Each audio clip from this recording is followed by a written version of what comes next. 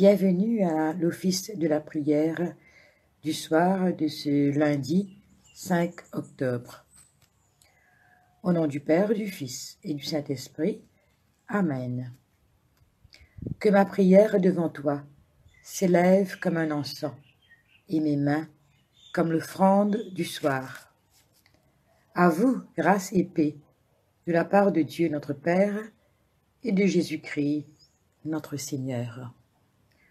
Nous allons prendre le chant.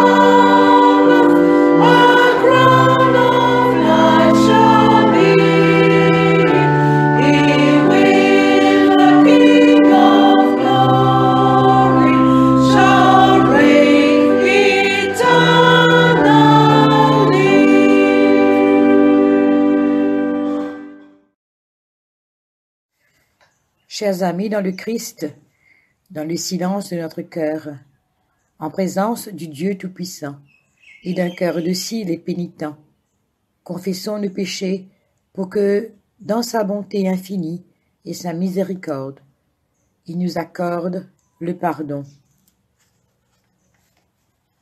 Dieu de miséricorde, nous confessons que nous avons péché contre toi, en pensée, en parole et en acte, par ce que nous avons fait et ce que nous avons omis de faire.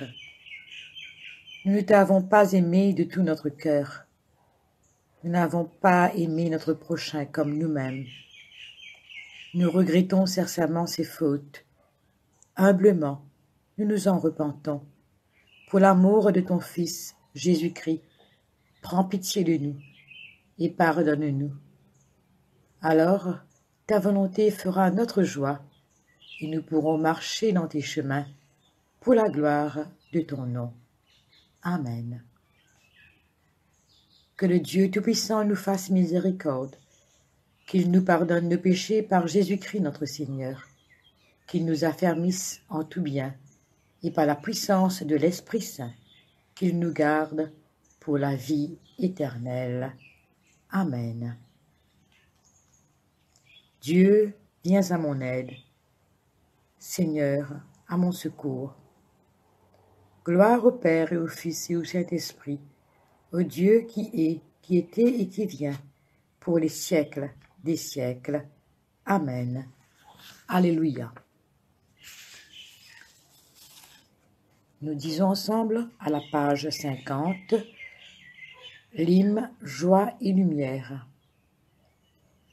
Joie et lumière de la gloire éternelle du Père, le Très-Haut, le Très-Saint, ô Jésus-Christ.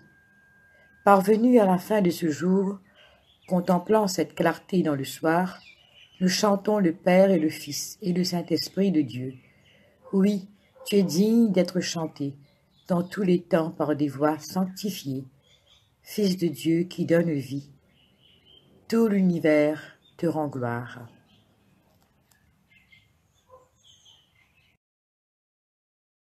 Écoutons les psaumes 72 et 75.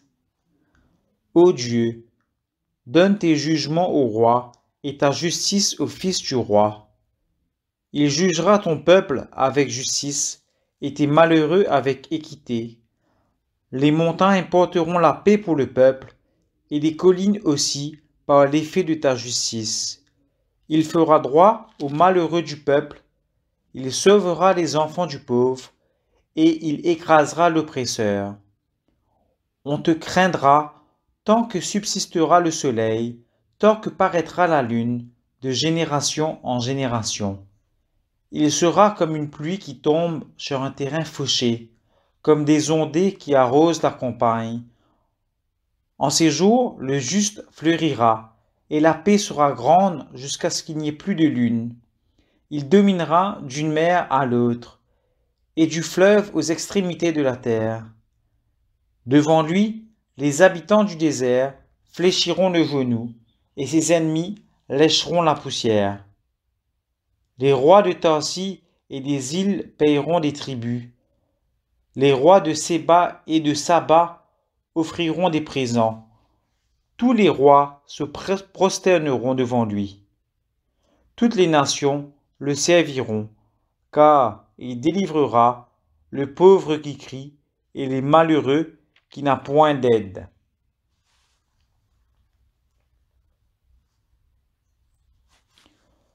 Au chef des chantres, ne détruis pas. Psaume d'Asaph. Cantique. Nous te louons, ô Dieu, nous te louons. Ton nom est dans nos bouches, nous publions tes merveilles autant que j'aurai fixé. Je jugerai avec droiture. La terre tremble avec tous ceux qui l'habitent. Moi, j'affermis ses colonnes. Je dis à ceux qui se glorifient, ne vous glorifiez pas. Et aux méchants, n'élevez pas la tête. N'élevez pas si haut votre tête. Ne parlez pas avec tant d'arrogance. Car ce n'est ni de l'Orient, ni de l'Occident, ni du désert que vient l'évélation. Mais Dieu est celui qui juge. Il abaisse l'un et il élève l'autre. Il y a une main de l'Éternel, une coupe, où fermente un vin plein de mélange, et il en verse. Tous les méchants de la terre sucent, boivent jusqu'à la lie. Je publierai ces choses à jamais. Je chanterai en l'honneur de Dieu de Jacob. Et j'abattrai toutes les forces des méchants. Les forces du juste seront élevées. Gloire au Père et au Fils et au Saint-Esprit, pour les siècles des siècles. Amen. Chroniques, chapitre 9, les versets 1 à 12. La reine de Séba apprit la renommée de Salomon, et elle vint à Jérusalem pour l'éprouver par des énigmes.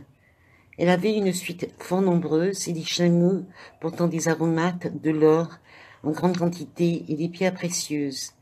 Elle se rendit auprès de Salomon et elle lui dit tout ce qu'elle avait dans le cœur. Salomon répondit à toutes ces questions, et il n'y eut rien que Salomon ne sut lui expliquer. La reine de Siba vit la sagesse de Salomon et la maison qu'il avait bâtie, et les mets de sa table et la demeure de ses serviteurs, et les fonctions et les vêtements de ceux qui le servaient, et ses chansons et leurs vêtements, et les degrés par lesquels on montait à la maison de l'Éternel. Hors d'elle-même, elle dit au roi, « C'est donc vrai ce que j'ai appris dans mon pays au sujet de ta position et de ta sagesse. Je ne croyais pas ce qu'on en disait avant d'être venu et d'avoir vu de mes yeux. Et voici, on ne m'a pas raconté la moitié de la grandeur de ta sagesse. Tu surpasses ce que la renommée m'a fait connaître. Heureux tes gens, heureux tes serviteurs qui sont continuellement devant toi et qui entendent ta sagesse. Béni soit l'Éternel ton Dieu, qui t'a accordé la faveur de te placer sur son trône comme roi pour l'Éternel ton Dieu. C'est parce que ton Dieu aime Israël et veut le faire subsister à toujours, qui t'a établi roi sur lui pour que tu fasses droit et justice. Elle donna au roi 120 talents d'or, une très grande quantité d'aromates et de pierres précieuses. Il n'y eut plus d'aromates tels que ceux donnés au roi Salomon par la reine de Siba. Les serviteurs de Huram et les serviteurs de Salomon qui apportèrent de l'or d'Ophir amenèrent aussi du bois de santal et des pierres précieuses.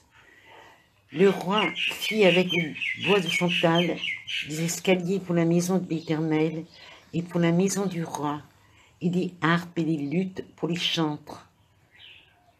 On n'en avait pas vu de semblable auparavant dans le pays de Juda.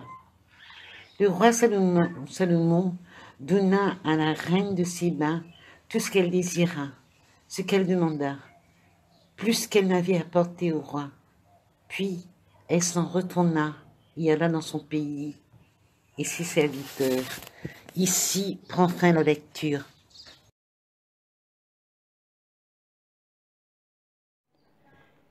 Évangile selon saint Marc, chapitre 14, versets 1 à 11. On était à 2 jours de la fête de la Pâque et des pains sans levain. Les chefs des prêtres et les maîtres de la loi cherchaient un moyen d'arrêter Jésus en cachette et de le mettre à mort. Ils se disaient en effet, « Nous ne pouvons pas faire cela pendant la fête, sinon le peuple risquerait de se soulever. » Jésus était à Béthanie, dans la maison de Simon le lépreux. Pendant qu'il était à table, une femme entra avec un flacon d'albâtre plein d'un parfum très cher, fait de nard pur. Elle brisa le flacon et versa le parfum sur la tête de Jésus. Certains de ceux qui étaient là furent indignés et se dirent entre eux, « À quoi bon avoir ainsi gaspillé ce parfum? On aurait pu le vendre plus de 300 pièces d'argent pour les donner aux pauvres. » Et ils critiquaient sévèrement cette femme. Mais Jésus dit, « Laissez-la tranquille. Pourquoi lui faites-vous de la peine? Ce qu'elle a accompli pour moi est beau, car vous aurez toujours des pauvres avec vous, et toutes les fois que vous le voudrez, vous pourrez leur faire du bien. Mais moi, vous ne m'aurez pas toujours avec vous. Elle a fait ce qu'elle a pu. Elle a d'avance mis du parfum sur mon corps, afin de le préparer pour le tombeau. Je vous le déclare, c'est la vérité. Partout où l'on annoncera la bonne nouvelle dans le monde entier, on racontera ce que cette femme a fait et l'on se souviendra d'elle. » Alors Judas Iscariote, un des 12 disciples, alla proposer aux chefs des prêtres de leur livrer Jésus. Ils furent très contents de l'entendre et lui promirent de l'argent. Et Judas se mit à chercher une occasion favorable pour leur livrer Jésus.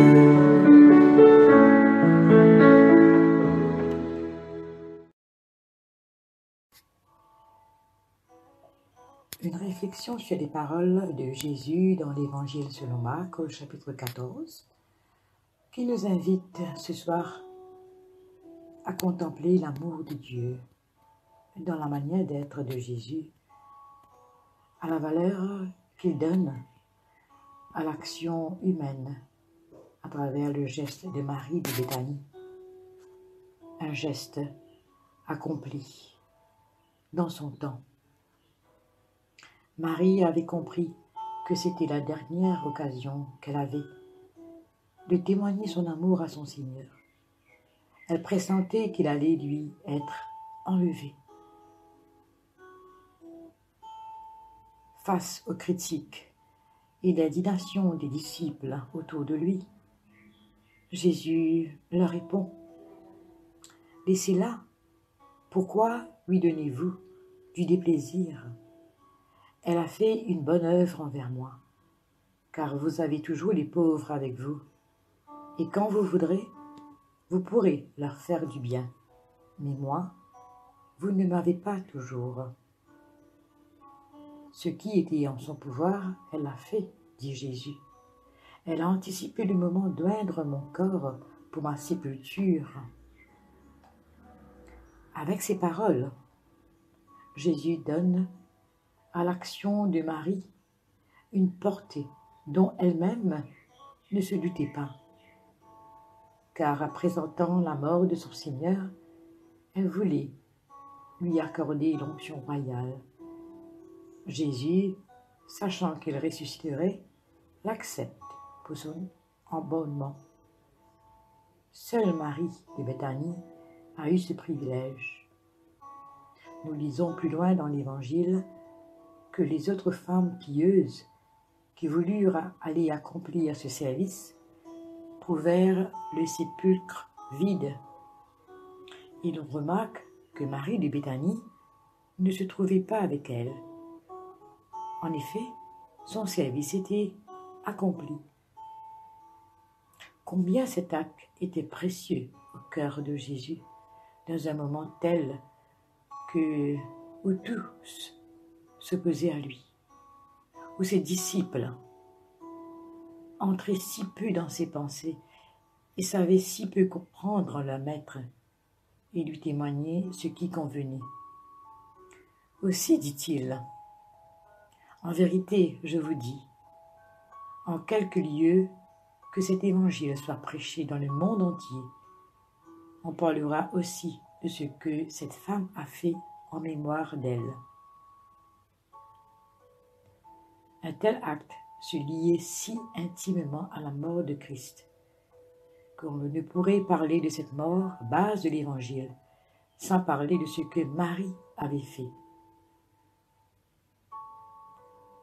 Puissions-nous tous aimer assez le Seigneur pour comprendre mieux ce que nous pouvons faire pour lui au milieu du monde, de ce monde qui le rejette, aujourd'hui comme autrefois.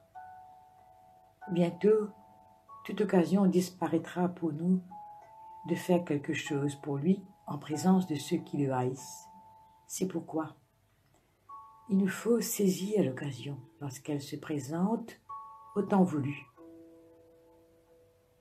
Jésus ne demande pas des choses qui sont au-delà de nos capacités et de nos moyens. Il dit de cette femme, ce qui était en son pouvoir, elle l'a fait. Ainsi, frères et sœurs en Christ, nous sommes appelés à le servir selon nos moyens, selon nos capacités. Le plus important, c'est que l'amour pour lui nous fasse agir. C'est surtout cet amour qui donne à nos œuvres leur valeur devant Dieu.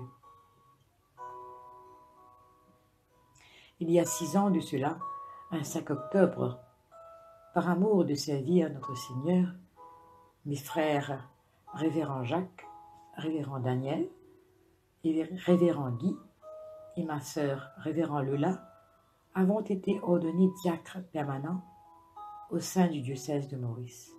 Nous rendons grâce à Dieu. Dans le temps de Dieu, les premières femmes diacres ont ainsi été ordonnées. Et c'est une joie pour nous de servir le Seigneur selon le pouvoir et les capacités que lui-même nous a données. Avec tout le clergé et tout le peuple de Dieu, ensemble nous nous levons pour bâtir le royaume de Dieu. Amen.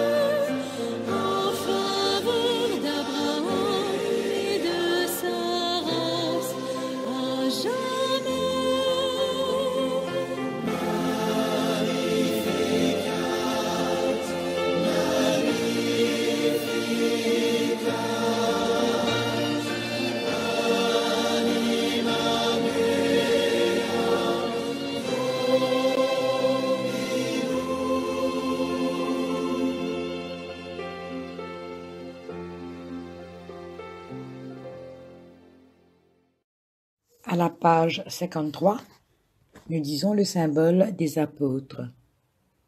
Je crois en Dieu, le Père Tout-Puissant, Créateur du ciel et de la terre, et en Jésus-Christ, son Fils unique, notre Seigneur, qui a été conçu du Saint-Esprit et né de la Vierge Marie, a souffert sous Ponce Pilate, a été crucifié, est mort et a été enseveli, est descendu aux enfers.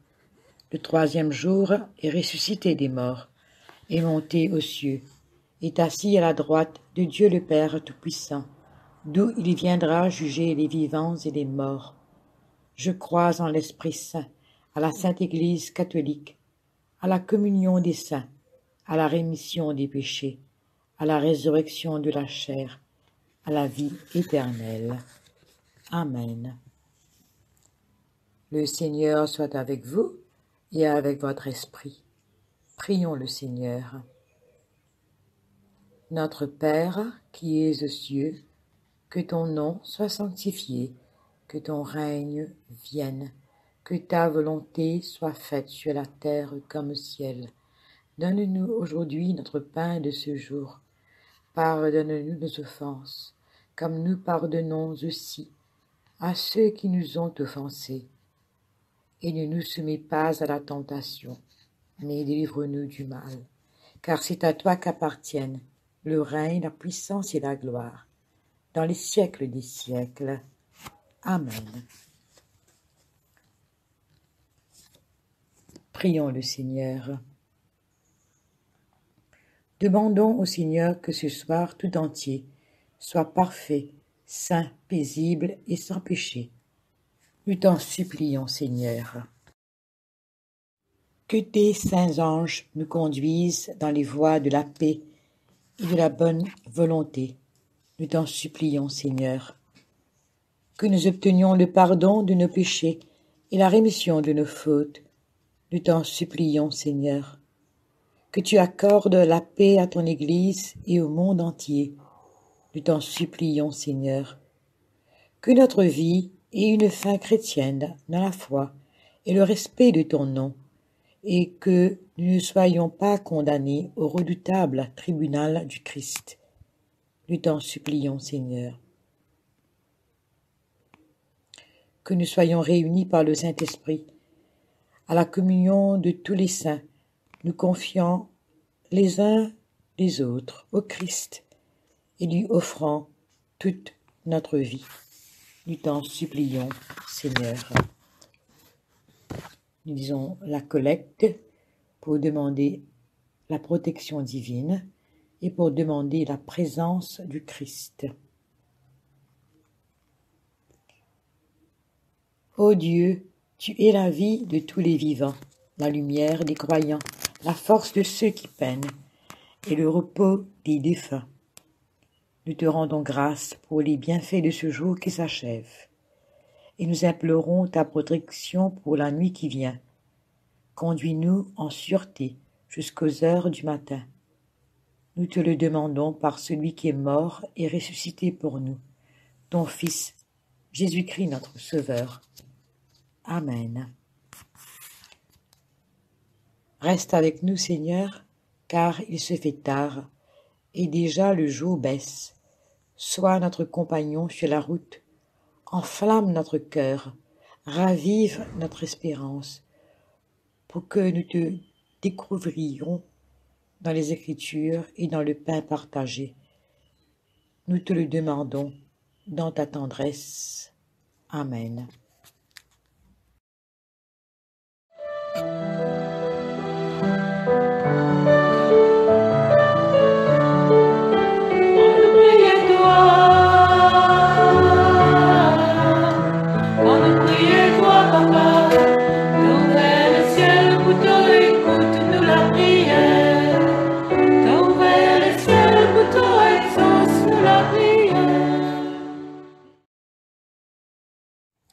Rendons grâce au Seigneur car il est bon, éternel est son amour.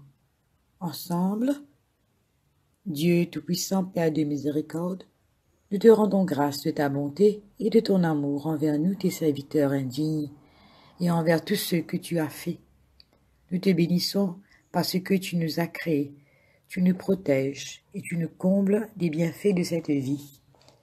Mais surtout parce que dans ton amour inépuisable, tu as racheté le monde par ton Fils Jésus-Christ. Tu nous donnes les moyens de recevoir ta grâce et l'espérance de la gloire sans fin.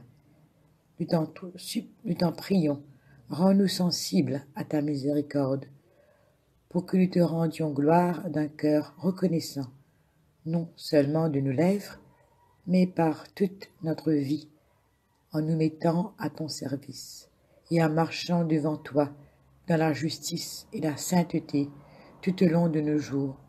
Nous te le demandons par ton Fils, Jésus le Christ, notre Seigneur. Amen. La prière de Saint Jean Chrysostome. Dieu Tout-Puissant, toi qui nous as accordé la grâce de t'adresser d'un cœur unanime notre prière commune, tu as promis par ton Fils que lorsque 2 ou 3 se réuniraient en son nom, tu serais au milieu d'eux.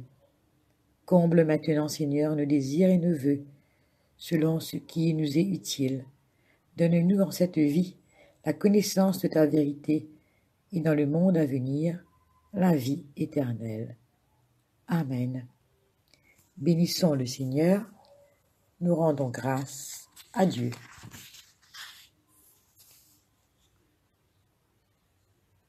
La grâce de Jésus-Christ notre Seigneur, l'amour de Dieu le Père et la communion de l'Esprit Saint soient toujours avec nous. Amen. Frères et sœurs en Christ, ici prend fin l'office de la prière du soir. Je remercie toute l'équipe qui m'a aidé à préparer ce temps de prière. Un grand merci aussi à la chorale de Saint-Clément et à Révérend Didier pour la partie technique. À vous tous, une excellente soirée dans l'amour du Christ.